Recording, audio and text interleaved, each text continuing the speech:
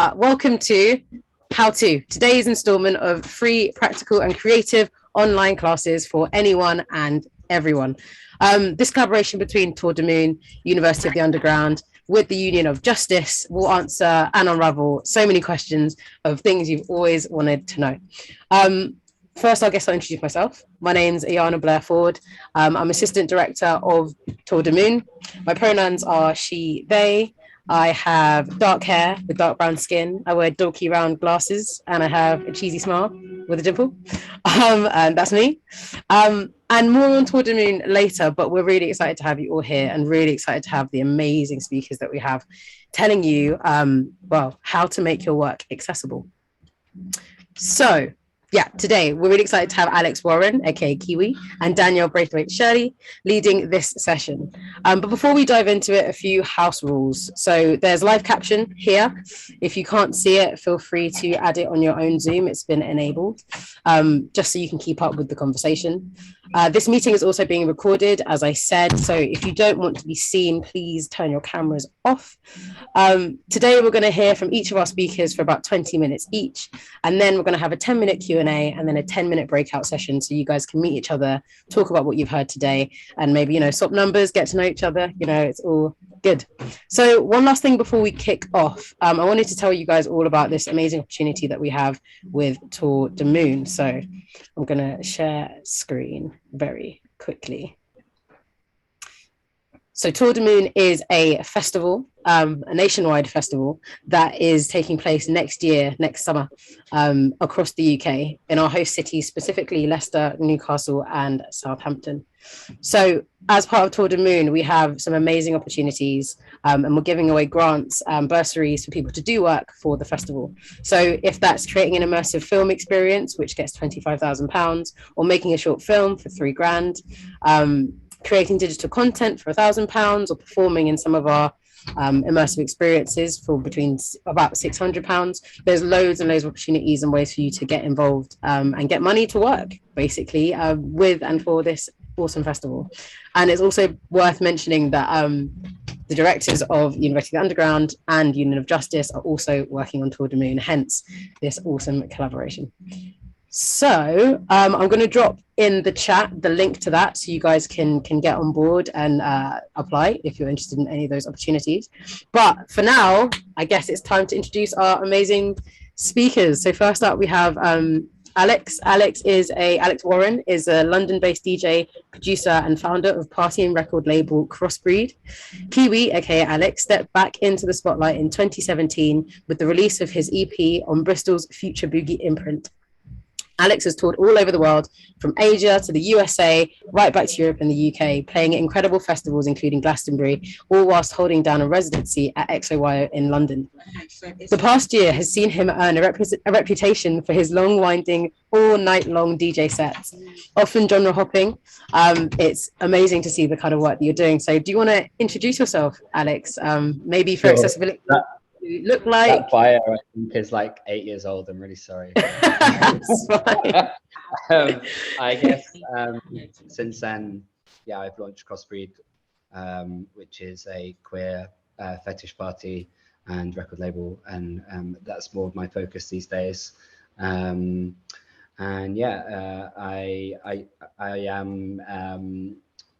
a mass presenting non-binary person. I have very little hair and I'm wearing a white t-shirt. My pronouns are they, them. I guess I got asked to do this because with Crossbreed and my party, we do a lot of work on accessibility. There's a lot more to do. I think it's particularly hard with like raves and parties to create spaces that are fully accessible. And I think we've got a long way to go too.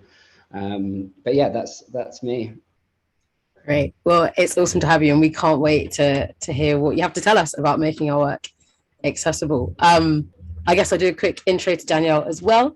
Danielle's an incredible artist and creator using forms of imagery and video games to create work that considers what archives have left out and how we can archive now.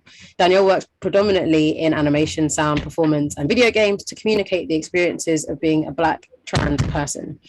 Their practice focuses on recording the lives of Black trans people, intertwining lived experiences with fiction to imaginatively retell trans stories. So, Danielle, do you want to introduce yourself as well? Hi, basically all that nonsense bio was to say I make games. I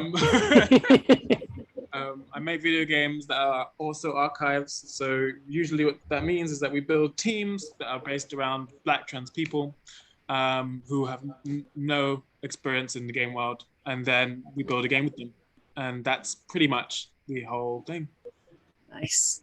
Very cool. A visual explanation of what I look like. I've got fake pink eyebrows, which are completely computer generated. Cool. I love it. Little twisty braids. My background is a wobbly depiction of my grandma's house, which has a wooden wall and one of those like textured walls. I have purple lipstick and I am light skinned black and I'm wearing a yellow bandana. Love it. I want absolutely love it. Yeah, huh? I want your background. Yeah, the background's so trippy. It's amazing. It's amazing. Right. Well, I mean, Alex, do you wanna kick us off and start our awesome session about how to make our work more accessible? Sure. I mean, I didn't really prepare anything specific. I didn't really realize that was how the panel was going to go. But I'm really cool. Happy to talk about like what we do at Crossbreed and I guess like more from like an events perspective, things that we think about. I think first and foremost, like it's really important to think about, you know, if you're making a product or you're selling something and it's fairly DIY, it's important to think about like who your target market is and who your audience is. And if your audience is, you know, essentially to start with, which is so often the case, your friends, it's important to think about what your friendship group looks like. And if your friendship group essentially just looks like you, ask yourself if that's maybe an issue and ask yourself how you might reach a wider audience if that's something that you're interested in doing. I know for me, like when I launched Crossbreed, I was part of a community and a scene in London that was predominantly white, skinny, and the kink fetish queer community that I was involved in, like that was something that was very that I was very conscious of, and in launching Crossbreed, that was something that I really wanted to change, but also like the challenges of changing it, because essentially I needed the support of all of my friends that essentially fit that group of people. The challenges were quite like large and maybe bigger than I kind of gave credit to when I started. And since then, you know, I've learned a lot and we've come a long way. I think there's still a long way to go too. But yeah, I would definitely like have a real like conversation with yourself, because, you know, starting any business or doing anything like new and creative, you're going to need like the support of your people around you. But also acknowledge that those people might actually be part of the issue and might prevent you from accessing a wider group. So yeah, that's something to consider, because you know you can say that your work is for disabled people, you can say your work is for trans people, you can do all this stuff, but actually if you have no access to those people, or you're not doing the work to reach those people, it's kind of like irrelevant. No, it's not irrelevant, because someone might come across your work and then I think language and knowing that work's been done is important too. But yeah, that's kind of maybe the first thing I would touch on. And then in terms of like actual practicalities, you know, in events, like my particular challenges, my main challenges are that there are very few nightclubs with great access, so disability access. And I'm not just talking about for visibly disabled people, but for invisibly disabled people too. You know, someone doesn't have to be in a wheelchair to be disabled. And that's something that we really struggle with, is actually just finding space. And we are massively impacted by the spaces we can get access to ourselves. So unfortunately, like, not all our parties are disability accessible. It depends on your disability, but they're certainly not all wheelchair accessible. Can everyone hear me okay? The rain is really loud for me. I don't know if I need to move. No, it's really loud for me as well, but we can hear you. I think we can hear you just great. Okay, fine. So yeah, you know, you might come across lots of challenges in that department. That's something that I battle with every day, and it's also something that I fight the venues to make improvements on. But also, depending on the space, it might be something that you come up against a brick wall. But there's also just lots of different access requirements for lots of different people. So Yeah. like it's worth thinking about neurodisabilities and neurodiversities and things that I was actually going to ask, I think maybe it might be good if both you and Danielle can give almost a definition of like what accessibility means to you, right? Because I guess, you know, there's so many different ways that it can be approached and different types of accessibility that we talk about. And I think maybe, you know, for those watching, it'd be good to just get kind of like a basis of what do you mean when you say accessibility? So for me, I'm talking about all sorts. I'm talking about financial access. So not everyone might be able to afford to engage with your product. So is there something you can do to make sure that your product's accessible to everyone, regardless of their financial status? Also class status, because some people may feel alienated by language or not feel like something is for them based upon kind of class.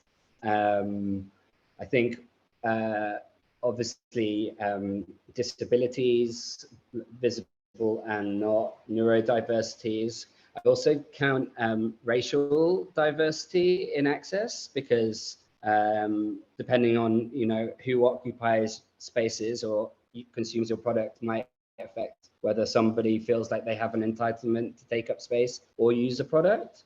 And that's the same goes for gender diversity and also different sexualities. You know, like, I feel like, for example, a lot of queer people may find it difficult to take their car into the garage because garages are often incredibly, like, very like mask heavy environments that often don't feel safe for trans people for many reasons. So there's lots of different accessibility needs, but I would argue that, for example, garages are not very accessible to queer people, and there's also lots of other spaces like that. So I think accessibility is a very big topic, and it goes much wider than disabilities. But maybe Danielle can expand, because I'm missing stuff, I'm sure. Yeah, I guess. So for me, when I think about accessibility, I think about making, like, I'm a real believer in what you don't know, you don't know. Like, if it's not your experience, you don't know what to do to make it better for someone with that experience. And so it's not really about like talking to the person, it's about having them in the team, having them present to make those decisions during the development whatever's being made, so that when it comes to like testing or just building the foundations of what you want to build, it's already baked in. Like they've been there. Like people have been there, so you're not having to build on top of a foundation that's already like shaky for someone with certain accessibility needs to stand on. And that's not always possible, but it's something that's really good to do as just a general practice. It's always great to have a larger team and have a team that's very different, and it makes it sometimes it makes it difficult to make a decision, but you want that difficulty during the process rather than at the end. So that, for me, that's what comes to mind when I think about the word accessibility. It's not really how do I make this accessible? It's who's in my team, who am I building this with, and those people I'm building it with are the people who are going to play it. And if you're, because often I find like if you know, if you've forgotten or if you've made a mistake, you know, and you don't have someone in there, and then you try to bring them in later, it's hard for that person. It's really hard for that person to like try and understand why you've made all these decisions and then why they can't get it. And it's just merely because like, you know, we maybe we haven't done enough for this person, and like that's a failure on our part, and just to accept that failure and make sure we don't do that again. So yeah, that's kind of what comes to mind. Something that we do often is we often do like a lot of testing. So when we're building a game, when it's in the rubbishest state, we make sure that we test it with everyone. So I mostly make games for like the art world in brackets, but it's important that that's not the audience that tests the game, because the art world often gives you a very particular kind of criticism or insight when it comes to work. Because usually they have, you know, they've got their own practices, they've got their own ideas, they've seen art, so they can maybe give allowances or have references to things that other people won't. So it's often like making sure that the breadth of people seeing the work at the earliest moment is as wide as you want the end audience to be. That's kind of how I consider it anyway. Yeah, I couldn't agree more. I think that was one of the biggest things I learned at an early age of like starting my business like 2 years ago was, shit, I need to diversify my team. I need more input. I need more, I need a wider range of voices. And that's been the most valuable thing I've done since launching it. And, you know, now I have, you know, when we run a party, we usually have between 15 and 30 different languages spoken by our team. So, you know, if somebody has an issue in the party and English isn't their first language, and, you know, they might not be in a great place to converse in English, we can maybe provide someone with someone that speaks their first language. So just things like that, like, can have such a big impact on people's experiences. Yeah, I think I also think just what you said about like testing and making sure like your work is reaching lots of different people before you kind of send it out or make it public is definitely really important. My experience of the art world is very similar. It's a very kind of upper middle class environment. And if you want to be making work that is accessible to people outside of that world, then you almost want to exclude the art world to a degree, because it perpetuates all sorts of really harmful systemic cultural narratives. Yeah. No. Yeah, no, it's awesome. I actually completely agree. I mean, if either of you, I think we could probably open it out. I mean, Danielle, I don't know if you have anything that you particularly wanted to talk about as well, or to like add into like a conversation. But I think it'd be great to know, from both of you as well, if someone was starting out, they'd never done anything, never hosted an event before, never made an event or produced anything before, kind of like, what would your advice be to anyone starting out as to how to really think about and tackle a lot of these things on like a practical, logistical level? Yeah. Okay. So one thing, I'll share an experience. So when I first did one of my projects, and it's the first time I ever done it actually. So it's the first time I worked with a group of people. I didn't know what I was doing, but it was with around 15 different Black trans people, and essentially there was a, there's a payment system. And usually what I do is that I just pay people in cash and to get them to write me an invoice, or I try and make the payment as easy as possible. Because when I first started writing invoices, I was terrified.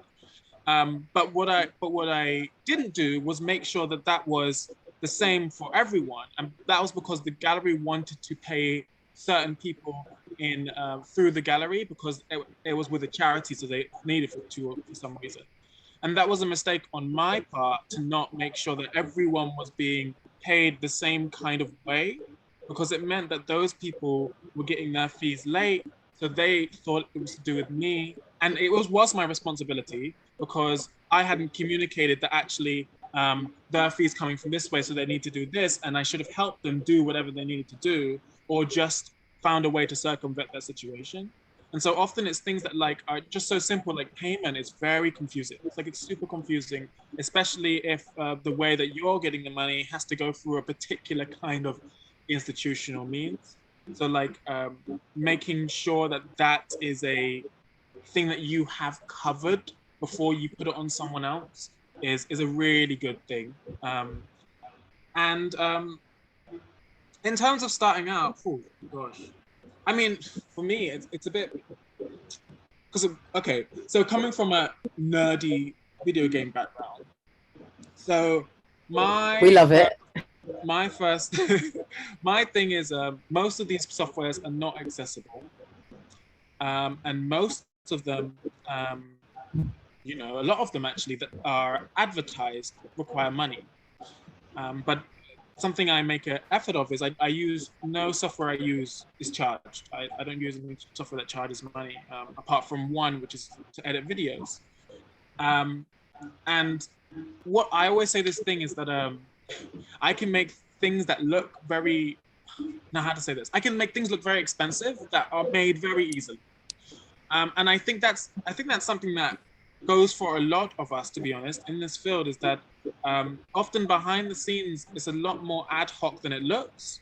It's a lot more higgledy-piggledy pushing things together than it looks. And then the end result looks terrifying to accomplish. But actually, if it breaks it down step by step, like it becomes a much more understandable process. So what I would suggest if you're starting out is like, reach out to someone who's done what you want to do and ask, can I have a breakdown of it? I'm happy to give away a breakdown of anything I've done. There's no secrets involved in my practice, but I'm happy to give away a breakdown because it is really difficult, and often you're having to make things up yourself. And there's a huge wealth of resources out there, but you just don't know where to look and what to grab. So I think often using people around you as a resource and as like a group of people to draw from is your best Google. And it's better than trying to go it alone or assuming that what you're seeing is impossible and you can't do it, because it definitely is. I don't know if that's a good answer. Apologies. No, I think that's great. I think that's super, super informative. I mean, even myself as someone that's done something like this before, I think it's really, yeah, that's really great to hear. It's a really good example. Even that example of payment is something that actually I never would even thought about, but makes complete sense when working with lots of different people. Did you have anything to say on that, Alex? Yeah, I think one of the things that came to mind was I think we can overthink some of this stuff, especially if you're starting out. Like you're gonna try, you want to tick every box and make sure that your work's fully accessible and make sure it's perfect and that everyone and actually when you're starting out, there's loads of things to think about, like how are you promoting your work, how are you even going to get your work seen. There's a lot of work to manage your capacity, give yourself a bit of room. It's okay if you don't nail it first time, and if there's work to be done. I once DJ'd for a party, I think it was in Leeds, and it was basically a university project, the party was, and the entire party was a box ticking exercise of how they could do all these things and make sure that logistically this party was seamless, and there was wheelchair access, and they did everything. But one things that they hadn't done because it hadn't occurred to them was actually promoted the party. So nobody came. Like literally nobody came, like maybe 4 friends. Man. Ouch. And it was like a 600 cap nightclub.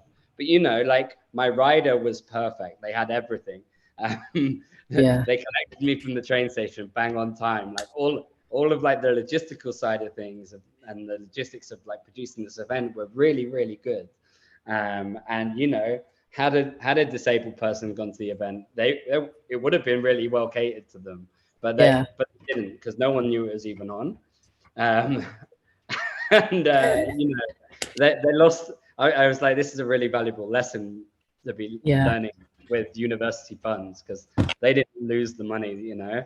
And I was like, this is great that you've had this opportunity, but I think it's important to just kind of remember like the fundamental things that are going to make your business work and prioritize them first, especially when you're starting out.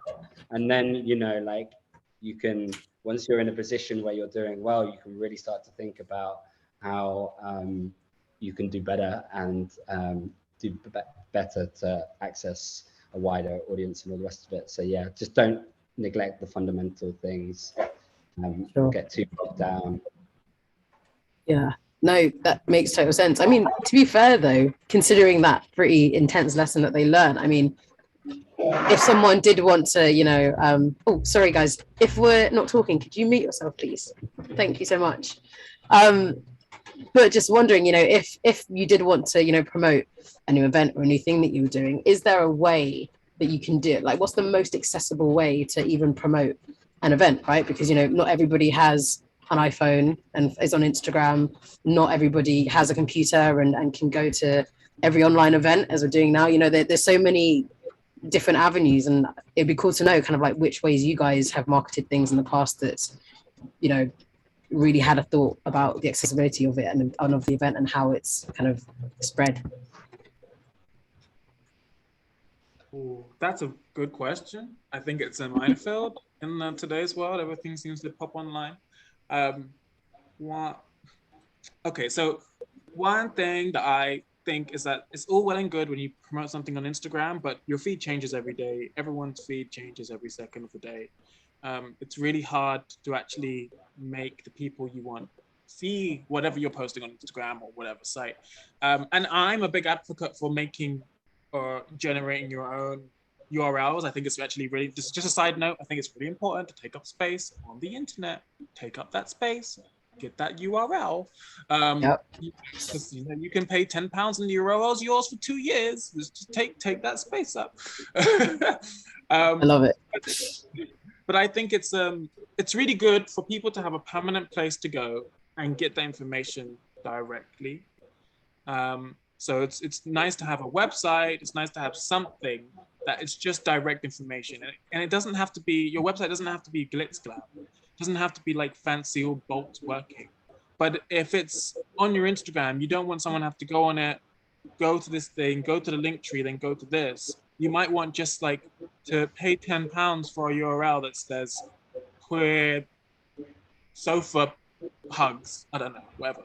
And then, you know, you type that in the URL and it gives you all the information of whatever you're doing, and it stays there forever until you change it to whatever the next things you're doing.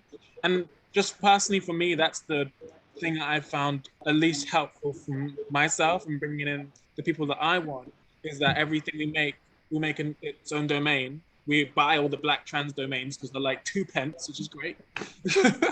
And then we keep the websites up there forever, you know? And I don't know, to me, that's really important. It's really important that you're not just staking your claim on Instagram, because Instagram was never made to be accessible.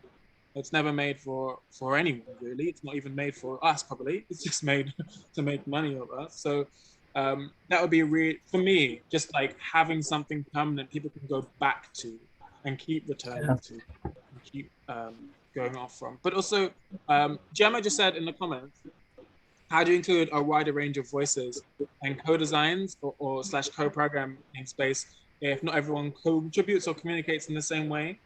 And I just like to speak about on this, is that for me, it's building this is what it means to like build a team. And so what I mean when I'm building a team, it doesn't mean that like all of you are being paid thousands of dollars and your team has a new name and all this stuff. But it means like knowing when something is out of your wheelhouse and you're trying to make decisions for someone that isn't you and doesn't share that experience. Like when you're coming to that, you shouldn't try and make those decisions because it's not fair for that person. That person is not being included in something which is about them. So Yeah. it should be like reaching out because maybe there is an artist that you know that makes work about people who are neurodiverse. Maybe they're neurodiverse themselves and they have a great way of speaking to them. Maybe there's someone that just like works with neurodiverse people. Like those are the people that you want to speak to. And there's loads of neurodiverse artists constantly making work, to be honest. And so they would be the best people to bring in, even if it's like what do they call it? What's it called when you bring someone in and they speak to you about something that you don't know anything about, and then you're like, I'm going to take everything you say and make it gospel. Like consultancy? Consultancy, yeah.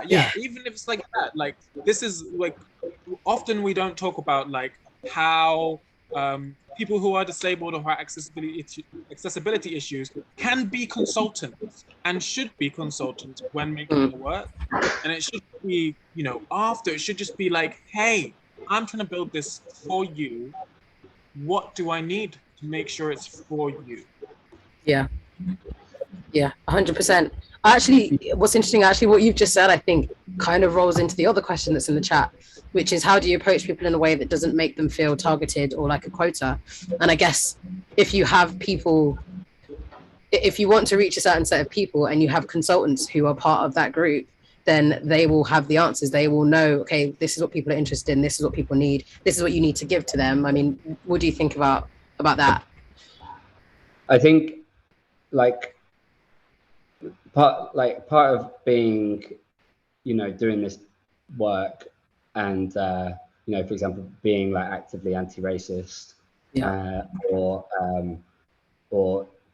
I mean, doing any other accessibility work is actually kind of like doing like the work to work out how to communicate properly these things. And I think that comes with experience and practice, and also like reading and learning, because I think you've got like, you have to be conscientious about your language. You have to think about like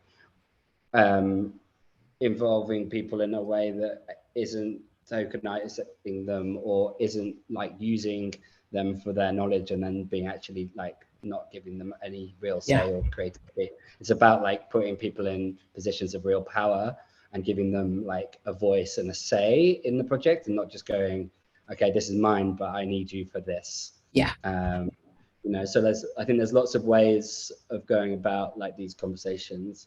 I think you should give yourself a little bit of room to kind of do the learning as you go, but make sure your intentions are right, and work out what your intentions are before you essentially go out there and cause harm. Because if your intentions are good,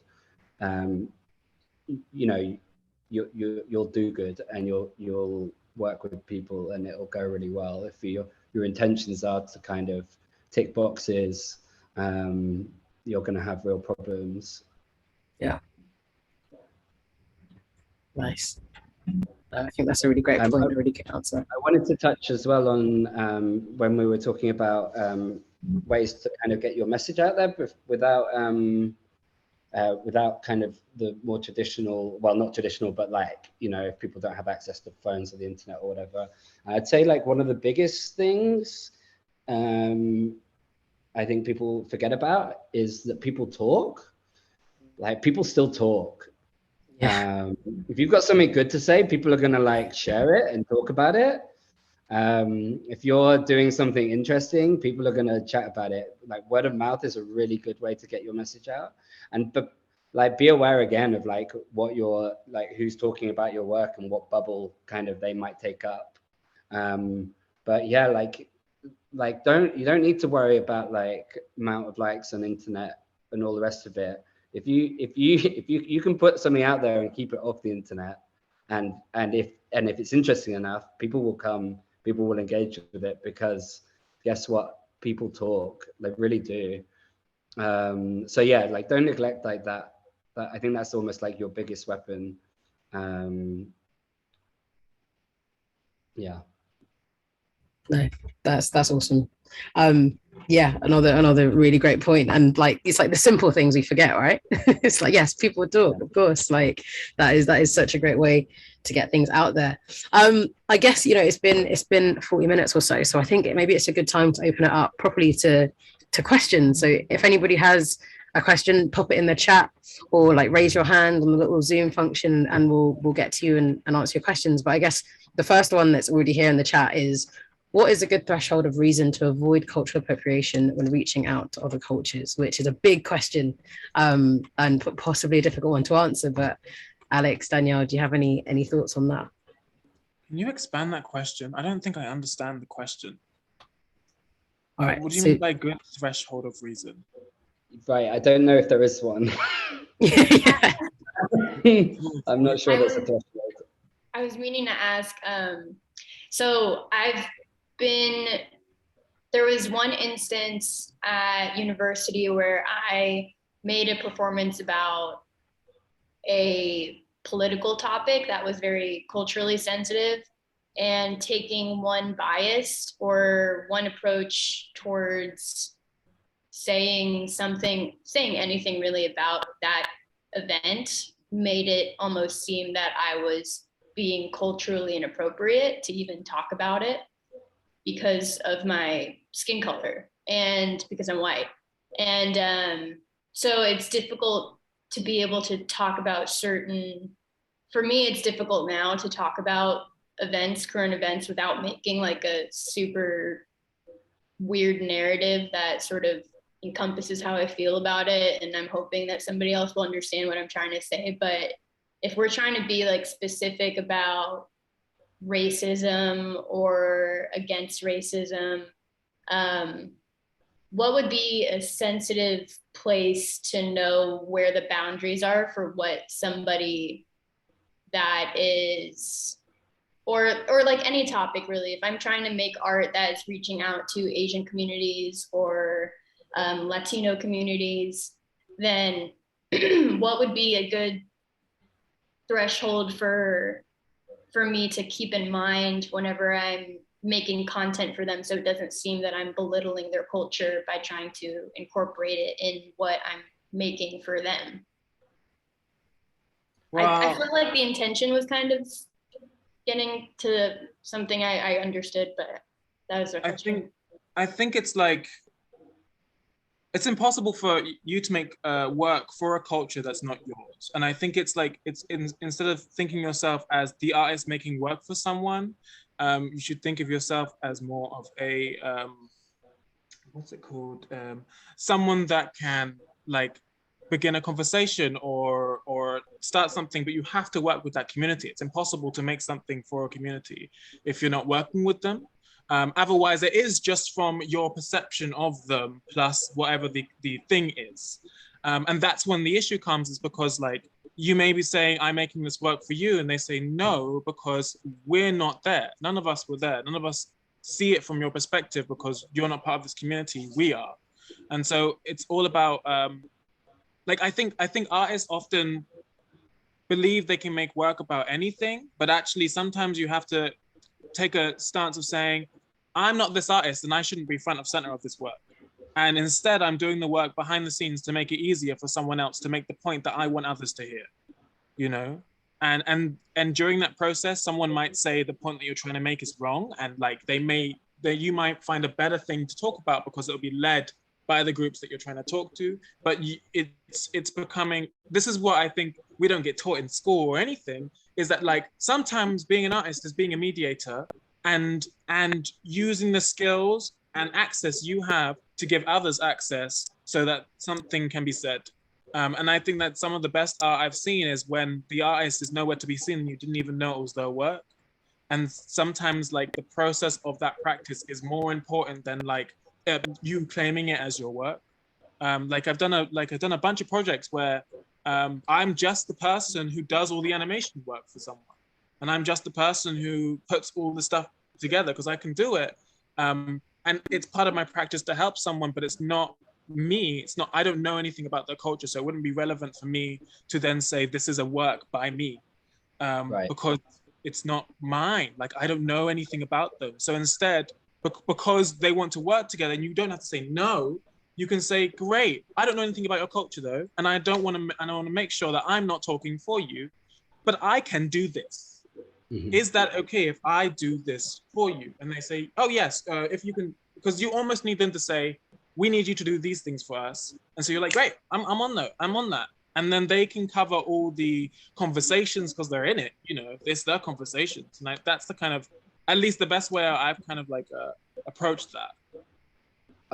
Yeah, exactly that. Like, it's like, as white people, it's kind of important to it's like stay in our lane. Like, it's not for us to comment on, make work for, you know, if you want to make work that engages a community and you have a good reason to do that, it's like, who are you including in the conversation and the work in order to do that? Because you can't. I think, yeah, like, last year I was involved in starting a party that centered Black and POC only. So we only sold tickets to Black and POC. And my involvement was actually really just to support the structures of putting it together, because I recognized the problem within our community that there was no space that centered and helped bring in and include more people. And you know, like, for me, it was quite an interesting experience. And it was also like, because I didn't want to have too much creative say. I didn't want to have any real like involvement other than to just help facilitate. And I also didn't want to profit from it in any way, which is also a big thing. But the work that I did has really like had such a positive impact on the rest of what I do. So it's like, it's not to say you shouldn't be doing work, but it's about like not putting yourself in the middle of it. Yeah, I'd say that's kind of the most important thing if you're interested in making work for others in order to, for good reason. Like, what you don't need to be centering yourself in that. Yeah,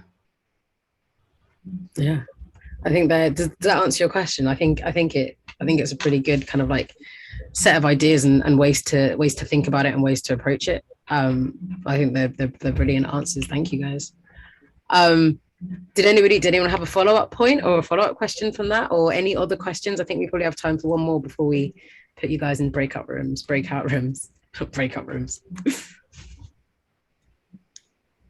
Any other questions? Any other thoughts? Okay, maybe not, but this has been amazing, guys. Thank you so much for answering these questions and giving us an insight into both of your practices and kind of your experiences so far. Was there anything that you guys wanted to say to kind of close it out? No, just lovely to meet you. Lovely to meet you as well, Danielle. Nice to meet you too, Alex. Yeah, great to meet you both.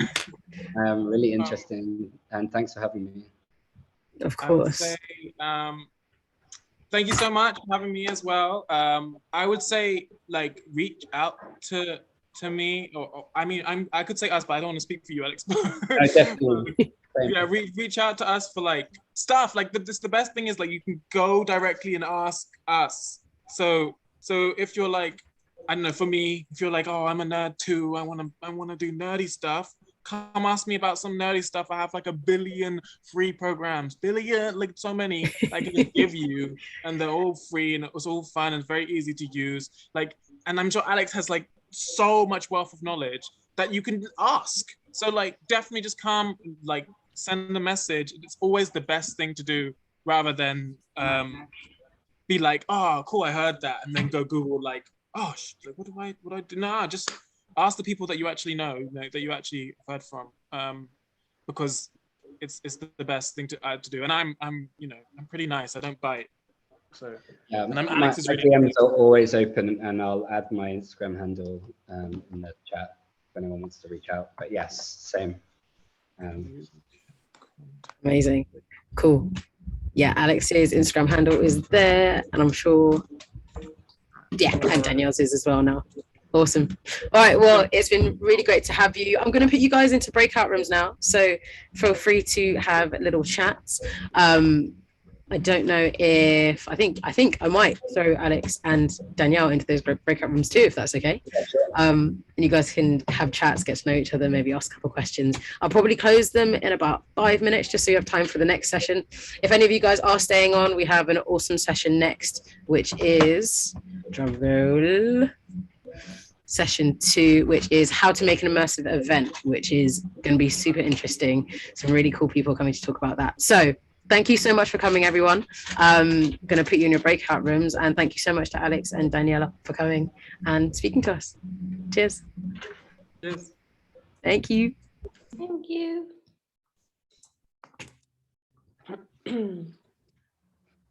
All right. Feel free to join your rooms. Thank you so much, Danielle and Alex. Really great to have you. And we've got... Awesome. I think everyone's there. So sometimes, I mean, what I do so that I don't have to go into the breakout room is click later.